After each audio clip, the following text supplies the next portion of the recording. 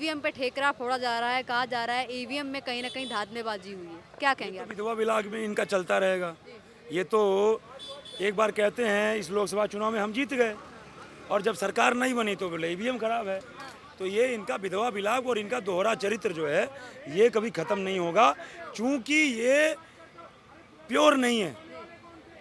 मैं एक लाइन कहना चाहता हूँ कि ना तो वह पप्पू है भैया, ना तो वह पप्पू है भैया, ना ही है वह गाधी। उसके कुल की शुद्धता पूरी नहीं बल्कि है आधी। उसके कुल की शुद्धता पूरी नहीं बल्कि है आधी। और जैसे गायों में एक प्रजाति को कहते हैं दोगला जर्सी, वैसे इस धरती पर जन्मा हुआ है वह पारसी। वैसे इस धरती पर जन्मा हुआ वह पारसी। और हरियाणा चुनाव परिणाम पे 2 लाइन टिप्पणी कर देता हूँ कि हरियाणा में बना है लड्डू, हरियाणा में बना है लड्डू, जम्मू कश्मीर में बनी जलेबी है। हरियाणा में बना है लड्डू, जम्मू कश्मीर में बनी जलेबी है। और फिर साबित कर दिया जनता ने, फिर साबित कर दिया जनता ने, राहुल गांधी खुजलीवाल फरेबी है। राहुल गांधी खुजलीवाल फरेबी है। ये जो कहते थे किसान नाराज, पहलवान नाराज, महिला सुरक्षा की कहते थे कि महिला विरोधी भारतीय जनता पार्टी, पहलवान विरोधी, किसान विरोधी, युवा विरोधी। युवा बेरोजगार है। आज युवा बेरोजगार होता या पहलवान नाराज होता, किसान नाराज होता, जाट नाराज होता तो ये मैंडेट आता। पिछली बार जो बहुमत मिला था उससे भी प्रचंड बहुमत मिली भारतीय जनता पार्टी को। तो आज ये लोग नाराज होते तो ये मिलता।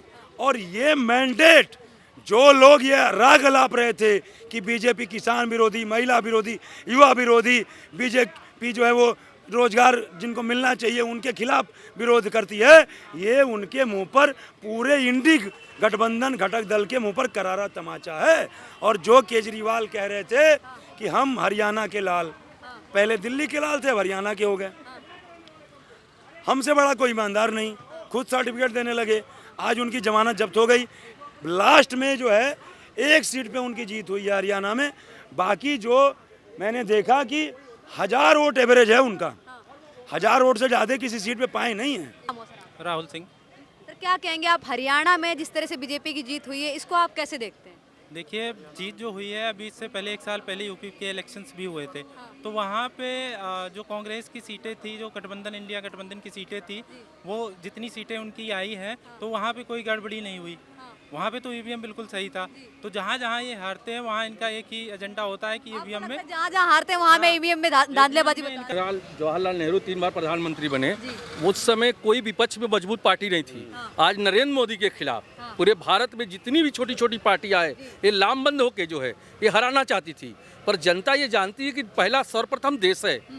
देश के हित में जो जनता वोट करती है, तो देश मेरा पहला है, मातृभूमि पहला है। तो विकास और देश के लिए नरेंद्र मोदी एक वो चेहरा है जो आज देश को, भारत जो किस स्तर पर ले गए हैं, आज हमारी भारत विश्व स्तर पर इसका डंका बज रहा है। आप बताइए, पहले हरियाणा में बीजेपी की जीत को क्या कहा जाए? जो बीजेपी की जीत हुई हरियाणा में, ये सत्य की जीत हुई है भाई। क्योंकि यहाँ की जनता ये जानती थी कि सरकार का बागडोर किसके हाथ में देना है, यहाँ का राजा कौन बनेगा। अगर 10 लोग मिलकर सरकार चलाएंगे, कितने दिन सरकार चलाएंगे? वो तो लूट तंत्र मचाएंगे, बंदरबाट करेंगे, विकास क्या करेंगे? आप देखिए यूपी में योगी आदित्यनाथ जी 2 बार हुआ, तीसरी बार यूपी में जीतेंगे। आज यूपी में देखिए किस तरह की सरकार चला रहे हैं, भय मुक्त सरकार चल रही है। वहाँ रात को भी रात के लड़के लड़कियाँ निकल रहे हैं, घर से औरतें निकलती है, सारा भय मुक्त सरकार है। उसके पहले क्या था? हम लोग घर से निकलते थे, लोग कहते थे कि पता नहीं मेरा बेटा कब पहुँचेगा, भय व्याप्त रहता था, कानून नाम की कोई चीज़ नहीं थी। तो आज जहाँ कानून नाम की चीज़ है, आदमी क्या चाहता है? रोटी, कपड़ा और मकान। और हम घर से बाहर निकले तो रात को सुरक्षित पहुँचे। हर व्यक्ति, किसी का बेटा होता है, किसी का पति होता है, किसी का जो है लड़का होता है, तो हर आदमी अपने बच्चे को सोचता है सुरक्षित। तो हरियाणा जो उन्होंने जनता वहाँ ने दी, वो एक लोगों के सोच रहा था कि नहीं आएगी। अरे क्यों नहीं आएगी भैया? सर, ये विकास की जीत हुई है या जो हरियाणा में बीजेपी ने जाट और गैर जाट का खेल कर दिया है? कुछ नहीं, गैर जाट कोई जाट नहीं था, विकास की जीत हुई है।